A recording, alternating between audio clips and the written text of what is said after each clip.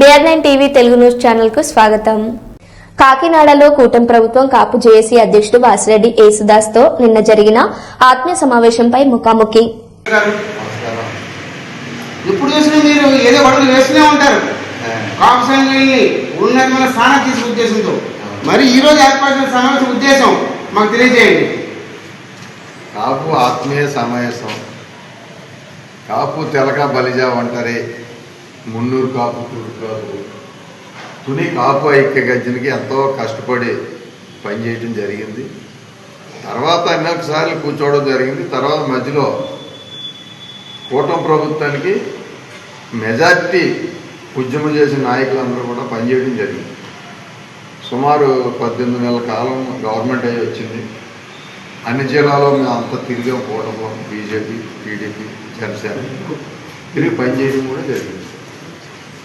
అందరూ కలిసి ఒకసారి కూర్చుని మధ్యాహ్నం లంచ్ చేసి కష్టకాలు మాట్లాడుతాం. చాలా జిల్లాల్లో దాడులు జరుగుతూ ఉన్నాయి. చాలా జిల్లాల్లో కాపులకు కావాల్సిన ప్రాధాన్యత రావట్లేదు.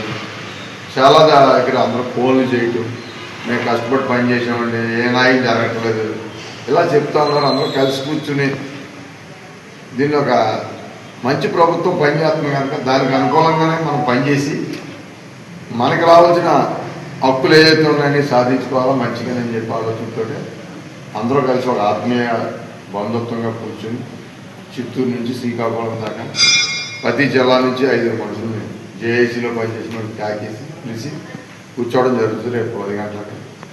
దానిలో భాగం తప్ప ఇంక రెండో ఆలోచన ఏమీ లేదు.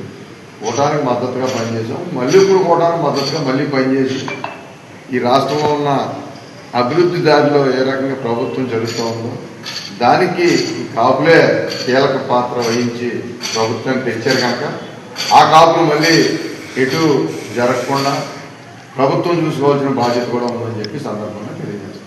అంటే కాపుల్లో నిరసన ఉంది అని కానీ మీరు ఒప్పుకుంటారా? నిరసన అనండి, మరి ఏమంటారు? అసంతృప్తి అంటారా? అది కూడా అన్నాం. ఎందుకంటే మేము నెగ్గించాం. కాపులు ఏ పక్కుంటే ఆ పక్కే ప్రభుత్వం వస్తుందన్నది తేటతెల్లంగా జరిగింది. 5 ఎలక్షన్లు చూసాం. 25 సంవత్సరాల్లో మీరు లెక్కలు తీసుకుంటే కాపులు ఏ పక్క పనిచేస్తే ఆ పక్కే ప్రభుత్వం ఏర్పాట్లు జరుగుతూ ఉన్నాయి. అంటే ఈ కూటమి ప్రభుత్వం 15 సంవత్సరాల కాలం ఉంటే ఈ రాష్ట్రంలో అనుకున్న అన్నీ కూడా ఇండస్ట్రీ పారిశ్రామికంగా కూడా అభివృద్ధి చెందుతుందని ఒక ఆలోచనతో కాపులు ఉన్నాం. తప్పకుండా రాబోయే కాలంలో కాపులకి రావాల్సిన ఏదైతే లోన్లు కానీ 5% రిజర్వేషన్ కానీ ఇంకోటి కానీ రాజకీయంగా నామినేటివ్ పదవులు కానీ రాజకీయంగా ఎమ్మెల్యేలు కానీ దామాసా ప్రకారంగా రావాలన్నది నా పూర్తి ఉద్దేశం. దామాసా ప్రకారం జరగట్లేదు. దామాసా కంపల్సరిగా ఈ రాష్ట్రంలో ఉన్న 1 కోటి మంది కాపులకి పర్సెంటేజ్ ప్రకారంగా ఎన్ని ఎమ్మెల్యేలు రావాలా, ఎన్ని ఎంపీలు రావాలా, ఎన్ని ఎమ్మెల్సీలు రావాలా అన్న ఆలోచనతో మేము పనిచేసాం. దానికి అనుకూలంగా పనిచేయాలని ప్రభుత్వం మీద ఒత్తిడి చేస్తాం. ఒత్తిడి చేస్తే కానీ రావు కదా అన్న ఆలోచనతో పనిచేస్తాం. సో రేపు ఇది ప్రభుత్వానికి ఒత్తిడి చేసే వేదికగా రూపుదిద్దుకుంటుందా?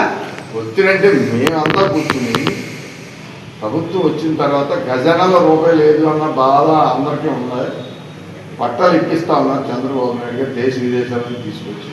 మేమంతా కూడా మంచిగా ప్రభుత్వాన్ని రిక్వెస్ట్ చేస్తాం.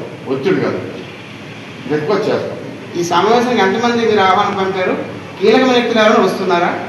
దీంట్లో ఎంపీలు, ఎమ్మెల్యేలు, స్థాయి మనుషులు ఎవరిని మేము పిలవలేదు. ఓన్లీ మా కార్యకర్తలు ఎవరైతే మరి కాపు ఉద్యమానికి పనిచేశారో, మన కూటానికి ఎవరైతే పనిచేశారో వాళ్ళని ఆహ్వానించడం జరిగింది.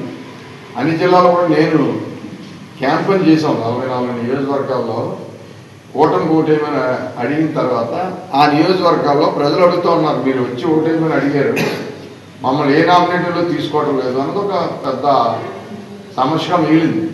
దాన్ని కలుపుకొని కూటమిలోనే మేము పనిచేస్తూ ఉన్నాం. కానీ రిక్వెస్ట్ చేద్దాం ఆలోచనతో కూర్చుంటా ఉన్నాం. సరే, మీరు మీ ఈ సభ ఉద్దేశం కొంచెం మాకు స్పష్టమైన భాషలో చెప్పలేకపోయారు. లేదు చెప్పలేకపోవడం కాదు, మేము ప్రభుత్వాన్ని రిక్వెస్ట్ చేస్తాము. రిక్వెస్ట్ చేసి అమ్మని సాటిస్ఫాక్షన్ చేయాలి, ప్రభుత్వం బాధ్యత ఉంది అన్న ఆలోచన తప్ప రెండో ఆలోచన ఈ సభకు లేదు. సరే, ఈ సభ తాలూకు ఉద్దేశం ఏదైనప్పటికీ వాసిరెడ్డి యేసుదాస్ గారు ఎప్పుడు కూడా కాపుగా బ్రాండ్ అంబాసిడర్గా వ్యవహరిస్తూ వచ్చారు. మరి రేపు జరిగే ఈ సమావేశంలో ఆయన ఆశయాలకు ఆకాంక్షలకు అనుగుణంగా ఈ సభ విరాళ జీవితాలను ఆశిస్తూ BR9 TV కాకినాడ.